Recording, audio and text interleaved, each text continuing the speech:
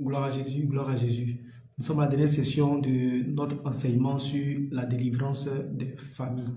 Donc aujourd'hui, nous allons aborder deux points essentiellement, à savoir la destruction de l'organisation de l'autel par la prière. Et le deuxième point, tout ce qui est action prophétique et comment bâtir un autel à la gloire de Dieu. Donc, comme j'avais commencé à le dire sur la première partie qui a été interrompue, nous avons ici dans la parole de Dieu dans Jérémie 1, versets 8 à 10, une information de taille qui nous aide par rapport à cette démarche que nous voulons aborder. Donc Jérémie 1 nous dit, n'aie pas peur des gens, en effet, je suis avec toi pour te délivrer. Voilà ce que le Seigneur m'a déclaré. Ensuite, le Seigneur a avancé la main, il a touché ma bouche et il a dit, je mets mes paroles dans ta bouche. Tu vois, aujourd'hui, je te confie une mission auprès des peuples et des royaumes.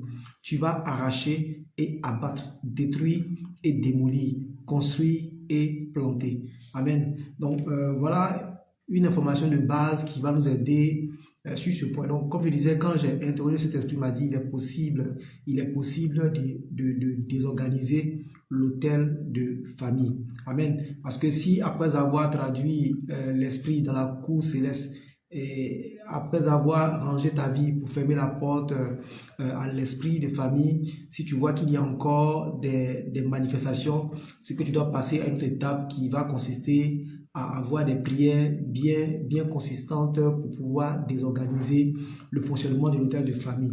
Amen. Donc ici, la Bible nous montre, entre autres dans 2 Corinthiens 6, versets 6 à 7, que nous avons des âmes puissantes. La Bible dit, nous menons une vie pure. Nous montrons que nous connaissons les choses de Dieu. Nous sommes patients, nous sommes bons. L'Esprit Saint est avec nous. Nous aimons sincèrement. Nous annonçons la vérité et Dieu nous donne sa force pour cela. Nous prenons comme arme ce qui est juste pour attaquer ou pour nous défendre. Amen. Donc on voit clairement ici dans 2 Corinthiens 6, verset 6 à 7 qu'il y a une âme qui est défensive et une âme qui est offensive. Amen. Et lorsque nous prenons 2 Corinthiens 10, verset 3 à 6, la Bible nous dit, si nous marchons dans la chair, nous ne combattons pas sur la chair, car les armes avec lesquelles nous combattons ne sont pas charnelles, mais elles sont puissantes par la vertu de Dieu. Nous renversons les forteresses, nous renversons les raisonnements et toute hauteur qui s'élève contre la connaissance de Dieu. Et nous amenons toute pensée captive à l'obéissance de Christ. Nous sommes prêts aussi à punir toute désobéissance lorsque votre obéissance sera complète. Donc ici, Paul, dans 2 Corinthiens 10, nous montre clairement que nous avons des armes puissantes. Amen. Pour renverser toute forme de forteresse, toute forme de raisonnement. Amen. Et lorsque nous prenons Éphésiens 6, versets 10 à 15, ici, Paul nous parle de l'armure du croyant, les armes de Dieu. Amen. Enfin, devenez forts avec la force très puissante du Seigneur. Prenez avec vous toutes les armes de Dieu pour pouvoir résister au piège de l'esprit du mal. Amen. Et donc, il nous dit encore la même chose, ce n'est pas contre les hommes, mais on lutte contre les dominations. Verset 12, non, ce n'est pas contre des êtres humains que nous devons lutter, mais c'est contre des forces très puissantes qui ont autorité et pouvoir.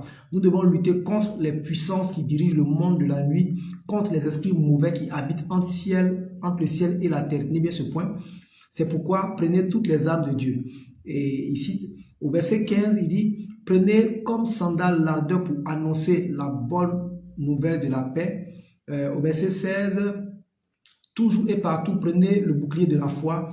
Avec lui, vous pourrez éteindre les flèches brûlantes de l'esprit du mal. Verset 17, recevez aussi le casque du salut et l'épée du Saint-Esprit, c'est-à-dire la parole de Dieu. Priez sans cesse. Faites toutes vos prières et vos demandes par l'Esprit Saint. Soyez bien attentifs et priez toujours fidèlement pour tous les chrétiens. Donc ici, Paul nous décrit clairement des armes. Il y en a qui sont des armes offensives, il y en a qui sont des armes défensives. Amen. Donc comme arme offensive, on a le fait d'annoncer la bonne nouvelle. On a également l'épée de l'Esprit, du Saint-Esprit qui est la parole de Dieu. Il nous parle également de la prière sans cesse. Donc voici des armes offensives. Donc lorsque nous allons essayer de détruire l'organisation d'un l'autel, on passe en mode offensive. Amen. Et c'est ce que nous allons voir maintenant.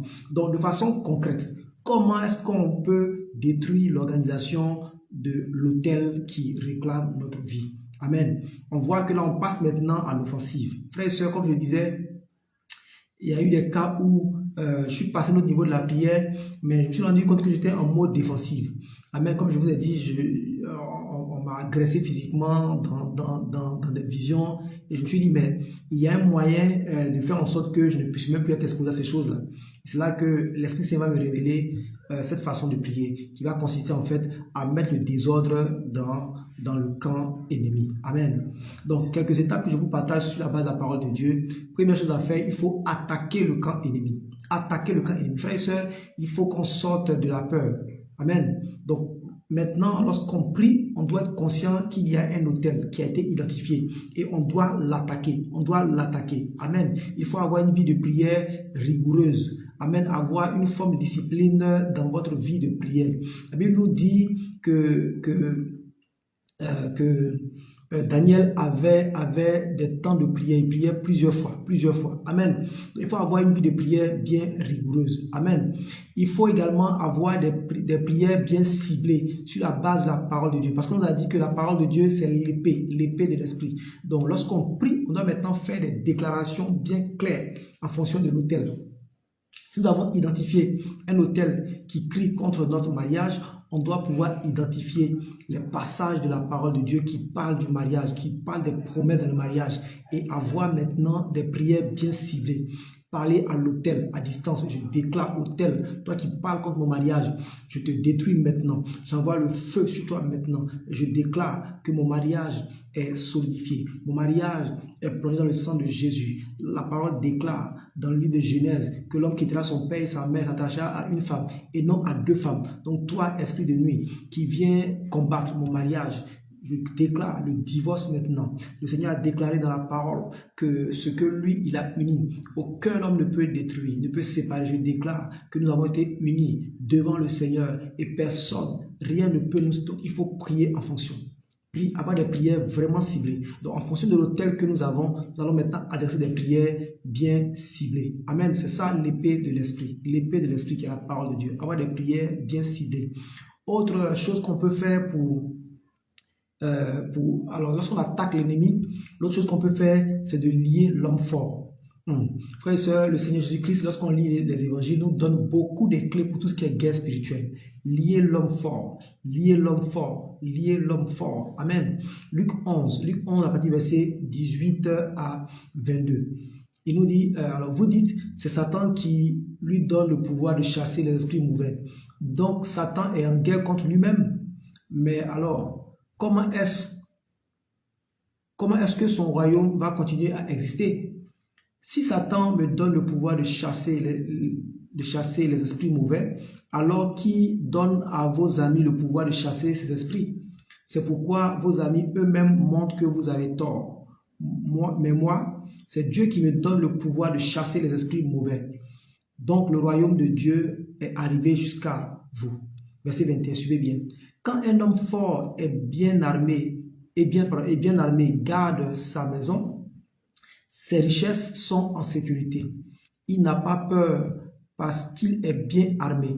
Mais quand un homme plus fort que lui arrive, le plus fort est vainqueur. Il prend même les armes de l'homme fort et il distribue tout ce qu'il a pris. Amen. Voilà ce que nous devons faire. Le Seigneur nous montre clairement que si nous devons affronter l'autel, on doit se positionner comme étant un homme plus fort parce que nous sommes en Christ. Amen.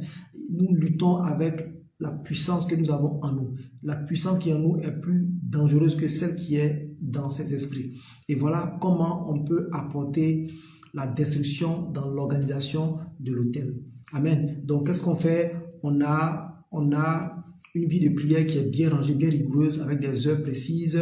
On a des prières qui sont faites avec des déclarations bien précises par rapport à un autel qu'on a identifié. On va également lier l'homme fort. L'homme fort, c'est le gardien de l'autel. On doit pouvoir le lier afin de pouvoir avoir accès à cet autel et le déstabiliser à distance. Amen.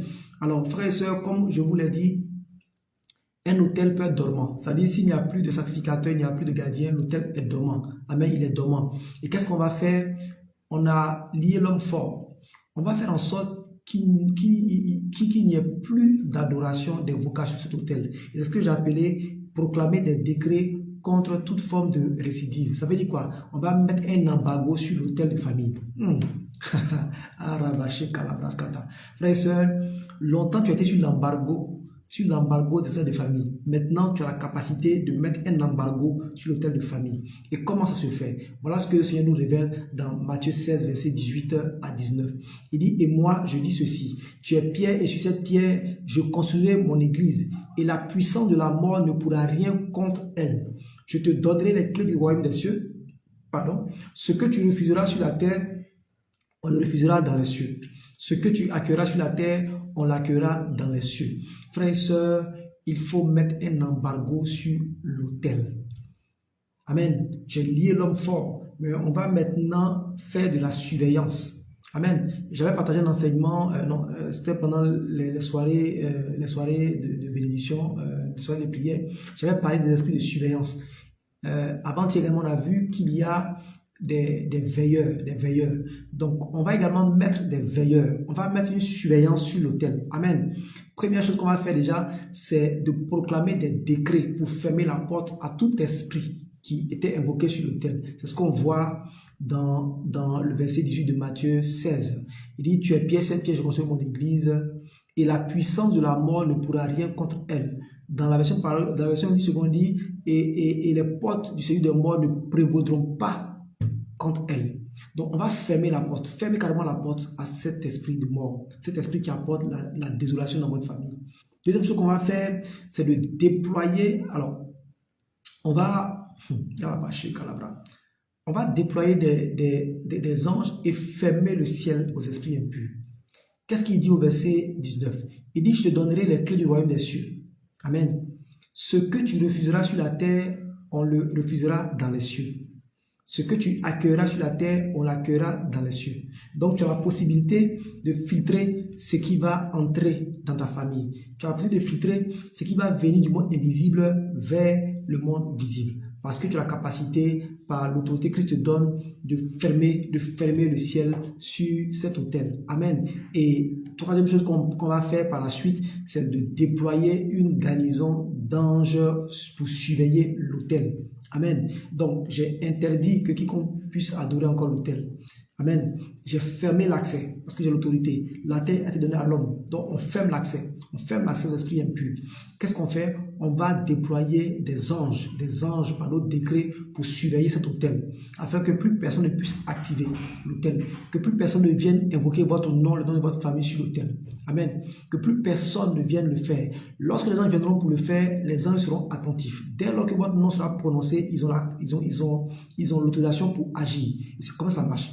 Parce que nous avons l'autorité sur cette terre. Amen. Frères et sœurs, le ministère des anges, c'est quelque chose de très puissant que nous devons connaître. Et de grâce, on n'adore pas les anges. On ne prie pas avec le nom des anges. Non. On commande des choses liées à la parole de Dieu. On proclame la parole de Dieu. Et toutes les fois où l'ange va entendre la parole de Dieu, il va agir. Amen. C'est ce qu'on dit dans le psaume 103. On dit ils sont là pour exécuter les commandements de Dieu. Amen. Ils obéissent à la voix de la parole de Dieu. Amen. On le voit également dans Josué, lorsque Josué va rencontrer l'ange de l'Éternel, je crois que c'est dans Josué 5, et il a croisé, il voit l'ange qui tenait une épée, et l'ange va dire, je suis le chef de l'armée de l'Éternel. Josué va demander, est-ce que tu es pour nous, pour nos ennemis? Il a dit, ni pour l'un, ni pour l'autre, je suis là au nom de l'Éternel. Amen. Ça veut dire quoi? Que les anges obéissent uniquement à ce qui ressemble à la voix de l'Éternel. Et nous avons la parole. C'est pour ça qu'il faut avoir des prières précises. Amen. Amen. Amen. Il y a tellement de choses que nous pouvons partager. Et lorsque je parle de la garnison des anges, c'est une technologie spirituelle que le Seigneur m'a montré lorsque j'essayais de me documenter sur la guerre spirituelle, sur la Bible. Et je voyais que dans le règne de David, chaque fois qu'il gagnait une bataille, il établissait une garnison. Il mettait des ambassadeurs pour pouvoir contrôler le territoire. Amen. On peut le voir, par exemple, dans 2 Samuel 8, La Bible nous dit, alors je prends à partir du verset 3, la Bible nous dit, David bat encore Hadadézer, fils de Rehob et roi de Soba. Cela se passe au moment où ce roi essaie de reprendre la région de l'Euphrate. David fait prisonnier 1500 cavaliers et 20 000 soldats de l'armée de Soba. Il garde pour lui environ 100 chevaux pour tirer les chars et il fait couper les jarrets à tous les autres chevaux. Suivez bien, les Syriens de Damas viennent au secours de Hadadézer, roi de Soba. David les bat aussi et tue 22 000 soldats syriens. Verset 6 qui nous intéresse le plus, il place des gouverneurs dans le pays. Les Syriens sont sous le pouvoir de David et ils doivent lui payer un impôt. Amen. Le Seigneur donne la victoire à David partout où il va. Voilà comment ça marche. Chaque fois que vous remportez une victoire, ne laissez jamais le territoire sans surveillance. C'est ça que quand on adresse cette prière à l'autel et quand on l'a désorganisé, qu'est-ce qu'on fait? On va déclarer maintenant la surveillance. On va déclarer la surveillance. Déclarer qu'à compter de maintenant, que rien ne parte de cet autel jusqu'à chez vous. Que rien ne parte. Que toute la fois votre nom sera évoqué, que le feu réponde. Voilà comment on prie. Amen. Voilà comment on prie. Amen. Amen. Amen. Et frères et sœurs, comme j'ai dit, vous pouvez relire Hébreux 1, verset 13 à 14, Apocalypse 19, verset 9 à 10. Donc, par exemple, ici, vous voyez, lorsque l'apôtre Paul, Jean, lorsque Jean va rencontrer l'ange, alors la Bible dit, Apocalypse 9, verset 9 à 10, l'ange me dit, écrit, ils sont heureux les invités au repas du mariage de l'agneau. Puis il ajoute, ce sont les paroles de Dieu lui-même. Verset 10, alors je me mets à genoux aux pieds de l'ange pour l'adorer. Mais il me dit, attention, ne fais pas cela. Je suis un serviteur comme toi et comme tes frères et tes sœurs qui sont témoins de Jésus. C'est Dieu que tu dois adorer. Dans la version Louis II, il dit, je tombais à ses pieds pour l'adorer, mais il me dit, garde-toi de le faire. Je suis ton compagnon de service et celui de tes frères qui ont le témoignage de Jésus. Adore Dieu. Voilà, on n'adore pas les anges. Ce sont des compagnons de service. Ils sont là pour exercer le ministère pour notre bien. Donc, il faut commander, il faut parler pour que les anges s'exécutent. Amen. Frères et sœurs, cela est puissant. Cela marche. Je l'ai essayé et ça marche. Ça marche. Amen. Je vais marcher. Cela est puissant. Cela est puissant. Lorsque j'ai commencé à prier par rapport à ces choses qui m'interdisaient l'accès, donc c'est vraiment une image de l'accès à l'héritage de mon père, je dis mais c'est quoi ces histoires, les hôtels? Je commençais à prier, j'ai commencé à prier de cette façon. De cette façon, j'ai localisé l'autel en esprit et j'ai commencé à bombarder parce que je voyais des choses très souvent dans des visions, donc j'ai commencé à adresser des prières bien claires par rapport à ces hôtels-là, bien claires, jusqu'à ce qu'un jour il y ait une lutte où finalement je remporte la victoire. Amen. Et après, je vois une dame qui vient et qui me fait entrer dans le village et on arrive là où mon père était enterré, en face du cimetière, il y a une parcelle et la dame me dit, tu vois tout ça, ça t'appartient maintenant.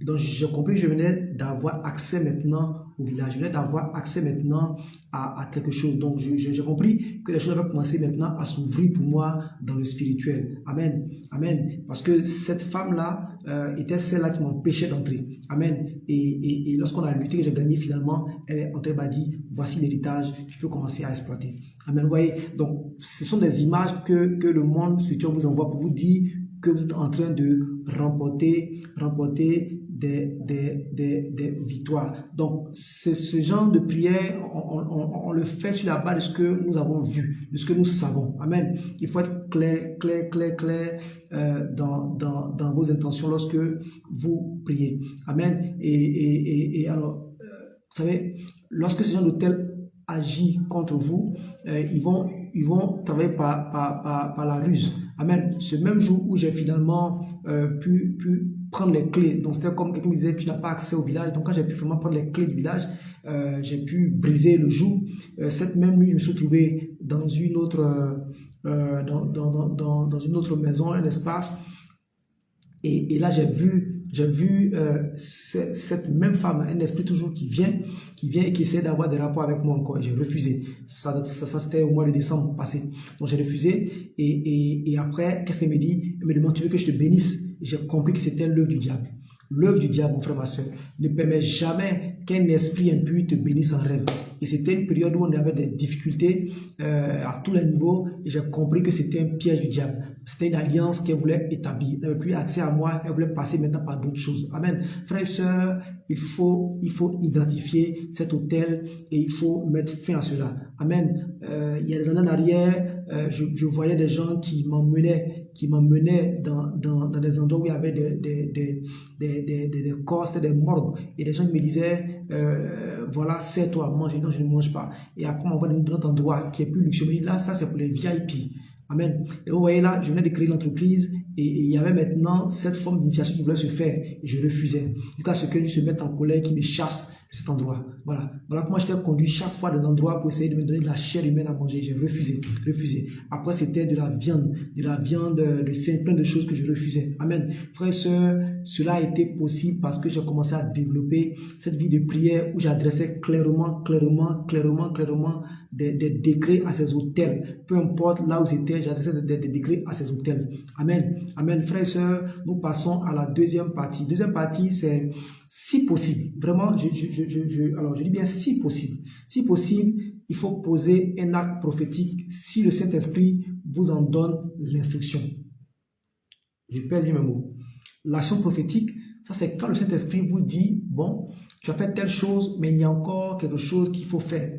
Dans mon cas, quand j'ai commencé à avoir ce type de victoire, l'accès, il y avait toujours comme... alors je fais un songe où je vois une maison où j'étais, qui un peu comme une maison où on habitait tout petit, et je vois cette maison qui a été reconstruite.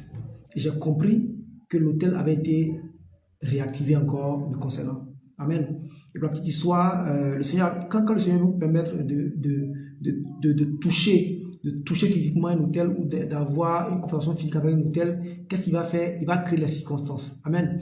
Et pour moi, ça va commencer en début d'année où, à la suite, j'avais formé les auditeurs internes d'un de mes clients et il fallait faire le tour des sites pour faire les audits.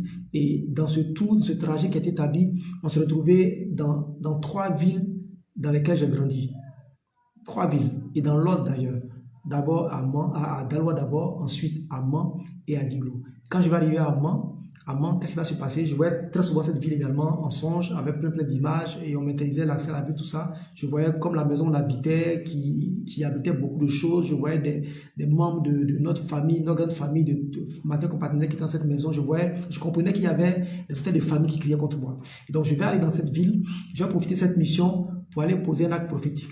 Aller devant la maison, identifier la maison, prier. Quand je reviens, je me rends compte que les choses, j'ai des visions, mais qui sont plus claires. Et il va y avoir une autre vision encore quelques semaines après, où je me rends compte que la maison a été rebâtie. Je me dis, mais c'est pas possible. Le Seigneur me dit clairement qu'il va falloir maintenant que tu ailles confronter l'hôtel principal. Et quand je finis à Mans, coïncidence, on se retrouve à auditer notre chantier sur la route de Giglo. Je me retrouve maintenant à l'entrée de la ville de Giglo. Là également, je vais faire quoi? Je vais parler sur la ville et mettre fin à tout ce qu'il y avait comme connexion. Mais comme je l'ai dit, quelques semaines après, des choses vont revenir et là, je vais avoir clairement l'instruction d'aller poser un acte prophétique, de parler sur l'hôtel central qui se trouve entre autres aussi dans le village de mon père, comme je le voyais. Amen. Et finalement, qu'est-ce qui va se passer? Finalement, je vais obéir à cela. Mais avant d'y aller, il a fallu mener d'abord des combats, des batailles dans l'esprit. C'est une fois que le combat a été gagné en esprit que tu es autorisé maintenant à aller sur le terrain. N'oubliez pas que la confrontation physique dans la guerre spirituelle, c'est vraiment la dernière étape. Parce que j'ai commencé à avoir des attaques physiques et cela m'a fait comprendre clairement qu'il va falloir que tu ailles quelque part pour faire quelque chose. Amen. Amen. Parce que Jésus même a dit dans Jean 8, verset 28, alors Jésus leur dit, quand vous placerez le Fils de l'homme en haut, vous saurez que moi, je suis. Vous saurez que je ne fais rien de moi-même, mais je dis ce que le Père m'a enseigné. Suivez bien, celui qui m'a envoyé est avec moi, il ne m'a pas laissé seul parce que je fais toujours ce qui lui plaît. Donc Jésus ne faisait rien de lui-même. Amen. C'est comme ça qu'on ne doit rien faire de nous-mêmes. Un acte prophétique, c'est une confrontation physique avec les hôtels, avec certainement les gardiens de l'hôtel. Donc on doit faire vraiment attention. Amen. Vraiment attention à cela. Amen. Comme je l'ai dit, il faut recevoir une instruction claire pour y aller. Amen. Donc, première chose, il y a des dispositions à prendre. Première chose, il faut croire dans son autorité en Christ. Si on n'est pas sûr qu'on a l'autorité en Christ, il faut éviter. L'autorité en Christ, c'est une position spirituelle, pas comme les filles de Sceva. Au nom de Jésus que Paul prie, l'Esprit a dit, je connais Jésus, je sais qui est Paul, vous, qui êtes-vous? Ils ont été laminés. Donc si on n'est pas conscient, si on n'est pas sûr de son autorité en Christ, n'y allez pas seul, frères et sœurs. N'y allez pas seul. N'y allez pas seul. Amen. Mais nous avons l'autorité en Christ. On doit commencer à prendre conscience de cela. Jésus le dit dans Luc 10, verset 18 à 19. Jésus leur dit, je voyais Satan qui tombait du ciel comme un éclair. Écoutez, je vous ai donné le pouvoir de marcher sans danger sur les serpents, les scorpions et d'écraser toute la puissance de l'esprit mauvais. Rien ne pourra vous faire du mal. Nous avons l'autorité et on doit être conscient de cela. Et quand le Seigneur va nous donner l'ordre, l'instruction, il faut qu'on soit capable d'aller confronter ces esprits-là. Amen. Amen. Il faut également recevoir une direction claire du Saint-Esprit. Amen. Je l'ai dit, la confrontation physique dans le règne de l'esprit, c'est vraiment la dernière phase du combat spirituel. Donc, si vous n'avez pas encore gagné le combat en esprit, le Seigneur ne vous enverra jamais pour aller confronter des autels physiquement. Amen. Et il faut surtout marcher dans une vie de consécration, de sanctification. Frères et sœurs, ne vous amusez pas à aller confronter un autel, même si vous avez l'instruction, si votre vie n'est pas réglée. Parce qu'il peut avoir retour du bâton. Donc vraiment, consacrez-vous, marchez dans la sanctification parce que certainement que le salut, certainement que la délivrance de votre famille repose entre vos mains. Et au travers de cet enseignement, je vais t'emmener à apporter la délivrance dans ta famille en marchant selon les voies de Dieu. Amen. Et lorsque nous prenons la Bible en termes de confrontation, en fait, de renversement des autels, on voit qu'il y a plusieurs approches. Par exemple, le cas de Ézéchias, roi de Juda, dans 2 Rois 18, la Bible nous dit la 3e année où Osée, le fils d'Élia, et le roi d'Israël, Ézéchias, le fils d'Akaz, devient roi de Juda. Il a 25 ans et il est roi à Jérusalem pendant 29 ans. Sa mère s'appelle Abi et c'est une fille de Zacharie. Ézéchias fait ce qui est bien aux yeux du Seigneur, exactement comme son ancêtre David. Il supprime les lieux sacrés, il fait casser les pierres dressées et couper les poteaux sacrés. Il fait casser le serpent de bronze que Moïse a fabriqué. En effet, à ce moment-là encore, les Israélites brûlent de l'encens devant ce serpent appelé Néhushtan. Vous voyez, à la base, le serpent de a permis de délivrer le peuple par rapport à tout ce qui était morsure quand Dieu les punissait. Mais il est devenu après un objet d'adoration. Donc, comme je vous l'ai dit, l'autel n'est pas d'abord la sorcellerie, mais c'est quelque chose qui peut être fait de bonne foi, bonne intention, mais qui va avoir des répercussions dangereuses sur nous parce que le diable ne donne rien cadeau. Donc, première façon de faire, il y a donc Ézéchias était roi, donc il a décrété une loi où il détruisait les autels. Amen. Une autre façon de faire dans la Bible, c'est la confrontation directe, comme on l'a vu avec Élie. Élie, dans 1 Roi 18, on voit Élie qui vient confronter les prophètes de Baal. Amen. Et troisième façon de renverser un autel, c'est le cas de Gédéon qui est encore plus discret. Amen. Donc, c'est ce que nous allons étudier donc, dans Juge 6, verset 25 à 32. Donc, un ange de l'Éternel va parler à Gédéon. Il va dire, cette nuit-là, le Seigneur dit à Gédéon, prends le taureau de ton père, celui qui est né le deuxième et qui a 7 ans. Après cela, tu détruiras l'autel où ton père adore le dieu Baal et tu couperas le poteau sacré planté à côté. Ensuite, en haut de la colline, construis un autel bien équipé pour le Seigneur, ton Dieu. Amen. Donc, on détruit l'autel et on bâtit un autel à l'Éternel qui est plus élevé. Donc, ça, c'est vraiment la forme que je vous recommande. Si le Seigneur vous donne l'instruction, en général, il va apprécier votre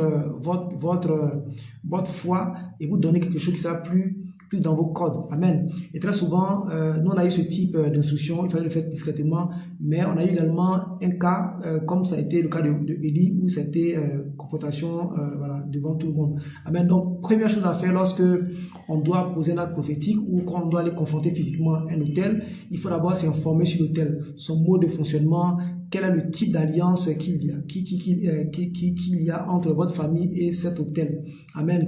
Il faut avoir l'autel en visuel, soit de loin ou alors s'y approcher si vous avez reçu l'autorisation de une personne ou si on vous accompagne. Mais voilà, il faut avoir vraiment discernement. Il faut marcher dans la sagesse. Amen. Et si, comme j'ai dit, si on n'est pas aguerri, il faut se faire accompagner par une personne qui spirituellement est préparée à ce type de choses. Lorsqu'on est devant l'autel ou quand on l'a en visuel, il faut d'abord se repentir, demander pardon pour vous, pour votre famille, pour votre village, pour tous ceux qui ont pu adorer l'autel, demander pardon à Dieu, parce qu'il y a un engagement. Donc pour pouvoir annuler le droit légal, il faut d'abord demander pardon. Et qu'est-ce qu'on va faire? On va maintenant annuler le droit légal sur votre vie, sur la base de l'œuvre de la croix. Vous allez proclamer maintenant ce que Christ a fait à la croix. Christ a déjà payé pour vous. Et s'il y a eu une promesse faite à l'autel, vous n'êtes plus responsable. Et il n'y a plus de représailles parce que vous êtes en Christ. Il n'y a plus de condamnation. Donc voilà, tout décret. Donc vous proclamez comme on l'a fait hier. Vous proclamez ces choses-là. Amen. Vous proclamez et vous divorcez de cet autel. Vous divorcez de cet autel. Amen. Et quand vous finissez de le faire, vous allez maintenant bâtir l'autel de Dieu, pas forcément planter quelque chose de physique, non. Vous allez faire, si possible, une libation. Si Dieu vous demande de faire une libation, faites une libation. Avec de l'huile, on prend de l'eau, on peut prier avec de l'eau, consacrer de l'eau, verser de l'eau, ça peut être du sel, voilà, on peut, si vous demande de mettre du sel quelque part, on peut le faire. Faites selon ce que vous avez reçu par l'Esprit Saint. Amen. Et déclarez, je répands par ce geste le sang du Christ en ce lieu. Je déclare que le sang du Christ qui a payé à la croix coule en ce lieu. Ce lieu est sanctifié. Ce lieu n'accueille plus d'esprit impur. Voilà. Donc, vous chassez l'esprit en question. Vous le chassez. Vous le chassez de votre vie, ainsi de suite. Amen. Amen. Ensuite, vous proclamez le règne de Dieu en ce lieu. Vous invoquez le règne de Dieu en ce lieu. Vous l'invoquez. Vous invoquez sa présence. Vous déclarez maintenant que son autel est établi en ce lieu. Amen. Donc, il ne s'agit pas d'aller bâtir un autel physique, mais avec la parole, on bâtit l'autel. Amen. Et vous faites comme on l'a vu tout à l'heure, vous déployez encore les anges pour surveiller ce lieu, afin que l'autel de Dieu parle en ce lieu. Vous surveillez ce lieu, vous déclarez que personne ne pourra encore invoquer votre nom, le nom de votre famille en ce lieu. Si d'autres personnes veulent adorer l'autel, ça c'est autre chose. Mais vous, en ce qui vous concerne, là, personne ne pourra encore faire ou dire quoi que ce soit en ce qui vous concerne.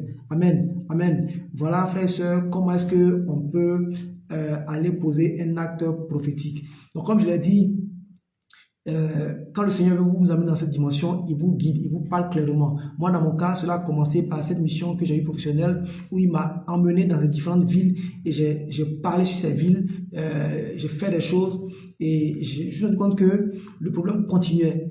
Il m'a dit, il va falloir que tu ailles maintenant à l'hôtel principal. Et comme le Seigneur va m'orienter dans ce schéma, je vais d'abord mener le combat longtemps, d'abord en esprit et à l'occasion des obsèques du mari de ma grande sœur qui a eu lieu il y a à peine un mois, je me rends au village et lorsque je me rends au village, qu'est-ce qui va se passer?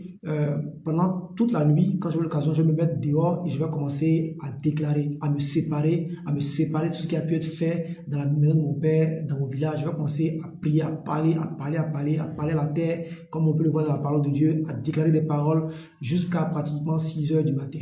Voilà comment je fais. Et donc, je ne vais pas dormir. Le lendemain, alors, enfin, le matin, on finit l'enterrement. Pendant que je reviens, je vais rencontrer une personne qui est bien informée sur des choses et je vais commencer, une personne qui est en Christ, et on va commencer à parler un peu de la vie des gens du village, des gens de la famille, il faut comprendre tout ça. Et je vais commencer, alors c'est pour ça qu'on s'avait dit qu'il y a des hôtels de famille, donc je souris parce que, bon, moi j'avais plus ou moins des images et je vais commencer à expliquer tout ce que je voyais. Et la personne va commencer à confirmer cela et à me décrire toutes les alliances, à me faire la liste des différentes alliances, des hôtels, des fétiches. J'ai fait une longue liste. Chacun, comment est-ce qu'il fonctionne, pourquoi l'État a donné tout ça. Et j'ai fait la liste. Et j'ai dit, mais est-ce que je peux quand même, est-ce que je peux voir l'endroit? C'est comme ça que j'ai pu finalement voir l'endroit que je voyais très souvent en songe. Et j'ai compris pourquoi est-ce que cette maison avait été rebâtie quelques semaines auparavant. C'est qu'en réalité, cette maison cassée que je voyais n'était pas la seule. Il y avait une autre maison qui existait. Donc je vais me rendre dans cet endroit et discrètement, je vais prier, faire ce qu'il faut prier, ainsi de suite, me déconnecter. Moi, tous mes frères et sœurs, je vais prier avec le nom de ma grand-mère, nous déconnecter de tout ce qui a été fait dans la famille, tout ça, ainsi de suite. Je repars. Et le lendemain, donc ça, c'est fait. Et le même jour, alors ça c'était le samedi maintenant, après l'enterrement. Le samedi nuit, je vais encore venir. Parce qu'on dit, il faut mettre la surveillance. Je vais prier jusqu'à 3 heures du matin. De loin, en fait. Je prie prie, je parle au village, je parle à la terre, voilà, c'est ma terre, donc je parle à la terre, je proclame des bénédictions, j'annule toutes les malédictions sur la grande famille, je proclame, je déclare. Et le lendemain, lorsqu'on on s'apprête à partir, deux personnes vont m'interpeller et me dire, voici l'hôtel qui est là. Donc là maintenant, on me montre l'hôtel de famille en question qui est là. Que je vois maintenant de face avec le truc accroché, tout ça. Elle me dit, bon, je dis, mais à quoi il sert? On me dit, bon, voilà, je dis, mais est-ce qu'il y a encore des gens qui l'adorent dans la famille? Personne ne peut me répondre. Donc, bon, vous voyez que là, j'ai maintenant l'autorisation. Donc, je m'y approche. Là, j'étais en pleine tresse, je m'approche de l'hôtel et je commence à parler à l'hôtel. Je lui dis clairement que moi, en tout cas, pour ce qui me concerne, moi, je ne suis plus sous ton emprise. C'était devant tout le monde. Je commence à parler de l'hôtel. Voilà. Donc, il ne s'agit pas de le couper. Bon, je n'ai pas eu l'occasion de couper. Donc, s'il n'y a pas d'autorisation, ne faites rien d'imprudent. Mais vous avez le droit de vous séparer. Parce que là, j'ai eu l'autorisation maintenant d'aller parler à l'hôtel. Je suis allé me mettre devant, je commence à parler. Cela a effrayé certaines cousines qui étaient là. Mais non, je l'ai fait. Voilà. Donc là, j'ai parlé à l'hôtel. Je me suis déconnecté. Et je suis parti devant tout le monde. Ouais. Donc ça c'est comment le Saint-Esprit va vous conduire dans certaines choses. Donc, d'abord, il va permettre que je puisse voir cette personne qui m'explique un peu le fonctionnement des hôtels. Je vais discrètement me déconnecter de cet hôtel, parler ainsi de suite. Et le lendemain, il y aura une occasion pour moi maintenant de me présenter devant l'hôtel. Parce qu'on m'a dit, voici l'hôtel qui est là, qui est l'hôtel de famille, le fils de famille que le monde adore, voilà. J'ai dit, bon, est-ce que c'est encore faisable? Les gens le font, personne ne me répond. Donc, vu que c'est un fétiche de notre famille, et qu'on m'a présenté devant tout le monde, j'ai le droit de m'y approcher. Donc là, je m'approche maintenant et je parle à l'hôtel, je me déconnecte. Et je lui dis à partir de maintenant, tu ne me reconnais pas, je ne te connais pas, je ne te vois plus, ainsi de suite. Tout ce que tu avais pris, je récupère. Et voilà comment les choses sont passées. Frères et sœurs, et dans les semaines qui vont suivre, jusqu'à aujourd'hui, j'ai encore des visitations. Cette fois-ci, quand je prends souvent le cas de cette femme-là, qui vient et là, elle me dit, je ne peux plus t'approcher. Voilà, vous voyez, parce que parmi les nombreux hôtels bâtis, il y a l'adoration, un esprit des eaux, plein de choses. Donc, avec tout ce que j'ai connu comme difficulté, femme de nuit, homme, tout ça, j'ai pu mettre le doigt maintenant sur ces choses-là. Voilà, sur ces choses-là. Et donc, voilà comment finalement le Seigneur m'a conduit à aller poser des actes prophétiques d'abord dans des villes et m'amener vers l'hôtel principal qui était dans le village de mon père, où j'ai eu l'occasion de prier par rapport à ça. Vraiment dans la sagesse, sans choquer qui que ce soit, mais tout le monde sait que je ne suis plus connecté à cet hôtel. Et l'hôtel même sait que je suis connecté à lui. Amen. Donc voici, frères et sœurs, ce que je voulais vous partager. Amen. Sur ces deux points. Le dernier point est vraiment essentiel. Ça, c'est quand le Seigneur vous conduit dans ces choses qu'il fallait les faire avec prudence et avec des gens qui ont la foi. Moi, je crois que ce que le Seigneur a dit s'accomplit pour moi. J'ai l'autorité qu'il faut et je l'exécute. Amen. Et comme j'ai dit, tous ceux qui adorent ces hôtels de famille, ce ne sont pas forcément des gens qui sont dans la sorcellerie, mais ils le font certainement par ignorance. Parce que cela a peut-être donné des fruits dans leur vie et aujourd'hui, ils se disent qu'il n'y a pas d'autre solution. Mais on a la capacité d'apporter Christ dans nos familles, la possibilité de leur dire qu'aujourd'hui, tout est possible. Et c'est ce que j'ai fait. Et ce que je veux aujourd'hui te partager, te dire que tout est possible. Toi qui adores encore ces fétiches de famille, toi qui es lié par ces choses, Jésus-Christ est capable de te délivrer. Et c'est cela que nous devons apporter comme message dans nos familles. Frères et sœurs, voilà. Et pour tous ceux qui ont déjà eu à toucher à des choses spirituelles, sachez que ce sont des choses qu'il va falloir détruire dès maintenant pour ne pas que cela se répercute sur vos enfants, sur votre couple. Parce que toute chose à laquelle on se connecte a un droit légal dans notre vie. Et la façon dont fonctionnent les hôtels de famille, les autres hôtels fonctionnent de la même manière, à quelques variantes près. Mais c'est pratiquement les mêmes principes qui sont utilisés contre les hôtels. Amen. Je lutte également contre des hôtels territoriaux, dans les zones où j'habite, ainsi de suite. Et j'applique pratiquement les mêmes éléments avec quelques variantes selon ce que la parole de Dieu me montre. Donc voilà ce que je voulais te partager. Et pour toi qui nous a pris là à cette dernière session, je vais t'inviter à aller revoir les neuf enseignements que j'ai pu faire sur ce point. C'est une base qui va t'aider à aller plus loin. J'ai également été obligé de suivre des enseignements. Frères et sœurs, j'ai découvert que même les Blancs sont dans ces enseignements aussi. Et cela m'a vraiment aidé. Ne pensons pas que c'est une chose d'Africain, c'est une chose qui est universelle. Les esprits sont les mêmes partout. partout. Et donc, il est temps pour toi, frère et soeur, de sortir de cette galère. Il est temps pour toi de sortir de ce mariage catastrophique avec la récupération totale de ta vie de foyer. Il est temps pour toi de sortir tes enfants de cette vie bizarre. Il est temps pour toi de faire sortir ton entreprise de ce joug. Frère et soeur, je t'ai parlé de l'embargo qu'il y avait sur mon entreprise et des choses qu'on a vécues. Il est temps pour toi de sortir de cela. Il est temps pour toi, frère et soeur, de sortir de cette carence que tu as au niveau financier. Il est temps pour toi d'embrasser la vie et d'avoir une vie en abondance. Je prie pour que en cette saison, ce Seigneur te donne de pouvoir mettre fin à tous les autels qui te réclament, qui crient contre toi au nom puissant de Jésus. Et je déclare que de la même manière que le Seigneur me donne la grâce d'avancer dans ce combat face aux autels de famille, que le Seigneur te donne également d'avancer dans ce combat. Amen. Frères et sœurs, cela va t'emmener à un autre niveau, à un autre niveau, à un autre niveau. Je te partage, alors j'ai un témoignage qui se met sur mon cœur qui va peut-être aider quelqu'un. Tu vis des saisons de retard, tu as l'impression que tu fais des efforts, mais tu as toujours un retard. Il faut peut-être prier contre ce type d'esprit. Amen. Récemment, le Seigneur dans une vision, il m'a emmené dans un village et il me montre qu'il y a un de mes aïeux, une femme très très éloignée, et je vois ce village, c'est un village qui à la base est très propre, mais je me rends compte que personne ne se réveille avant 10 heures. Personne. Personne. Je dis, mais c'est quoi? Il me dit, c'est l'esprit de retard. Je dis, c'est quoi? Il me dit que ton aïeux a été dans ce village et est reparti est entré dans votre famille avec cet esprit. Un esprit de retard. Amen. Et donc, c'est un esprit qui fait que les choses arrivent tardivement. Frères et sœurs, si les gens se réveillent à 10 heures dans un village, c'est clair qu'ils n'évoluent pas. Donc, c'est un village bien propre, mais qui n'évolue pas. Donc, voici que le Seigneur m'a révélé la source de tout ce qui était retard, entre autres, dans ma vie. Je commence à prier par rapport à cela. Donc, souvent, ce sont des choses qui sont ramenées dans nos vies parce qu'on a fréquenté des lieux, parce qu'il y a eu des mariages, ainsi de suite. Donc, on doit être alerte et on doit être sérieux dans notre vie de prière. Surtout être très sérieux dans notre marche avec le Seigneur.